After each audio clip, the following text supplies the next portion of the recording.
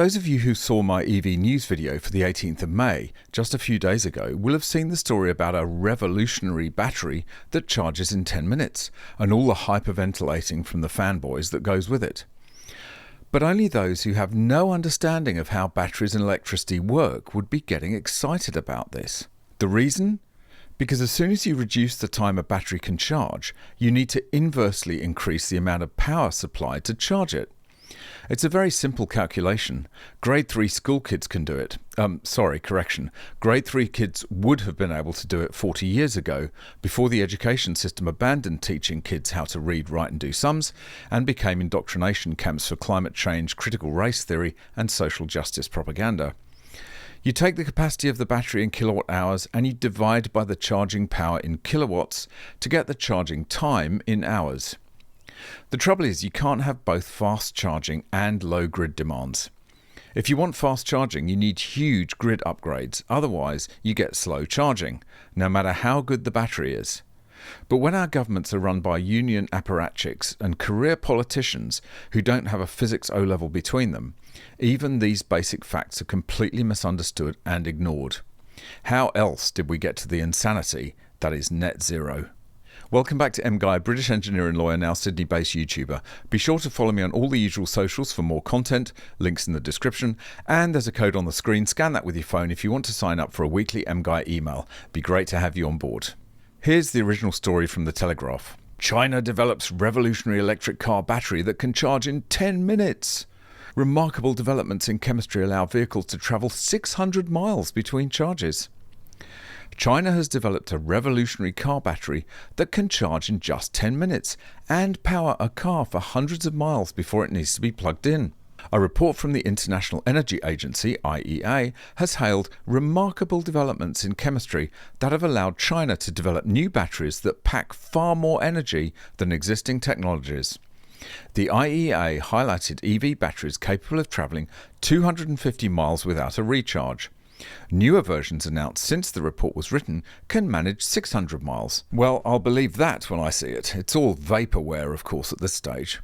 And this sentence just reveals the staggering level of scientific illiteracy behind this story. This means cars propelled by the new Chinese batteries would need refueling far less often than most current EVs and at a fraction of the cost. No. That's complete and utter nonsense. You need the same amount of energy to charge in 10 minutes as you do in 10 hours. It just needs to be delivered 60 times faster, i.e. at 60 times the power.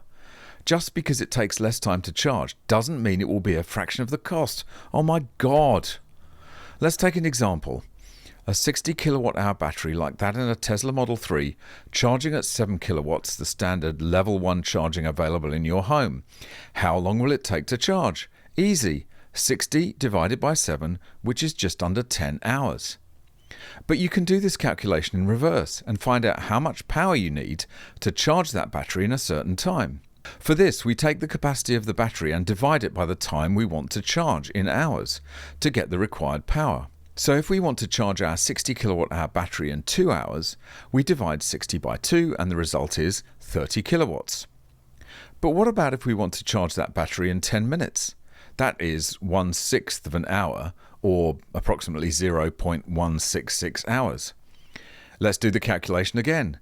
We divide 60 by 0.166 and we get 360 kilowatts, which is 50 times more power than your average home charger, equivalent to 180 electric fan heaters all going at once, just to charge one car. As you reduce the charging time, the power required increases exponentially. It doesn't change the total quantity of electricity that is needed to charge a 60 kilowatt hour battery, which is, unsurprisingly, 60 kilowatt hours. But it has to be pumped in at a much higher rate. Here's a graph showing the power required on the vertical axis against time to charge on the horizontal. As the time to charge decreases, the power required rises rapidly. This is the Achilles heel of electric cars, and a fundamental flaw that cannot be overcome just by improving battery tech. Unlike a regular fuel station where the fuel sits in a huge tank and can be drawn off at whatever speed is required, whether that be just for one car to fill up or for 10 cars to fill up, With electricity and batteries, if you need to charge 10 cars, you need a connection to the grid 10 times larger than for one. The EV charging station designers are well aware of this problem because they try and solve it by adding enormous batteries to store electricity on site, so that the battery can be kept topped up by the grid and can smooth out any peaks in demands from the chargers. So whenever you hear about amazing new battery technology that's going to solve the problems of EVs, it's only half the story, because it just creates more problems for the grid, and that problem isn't going to be solved anytime soon.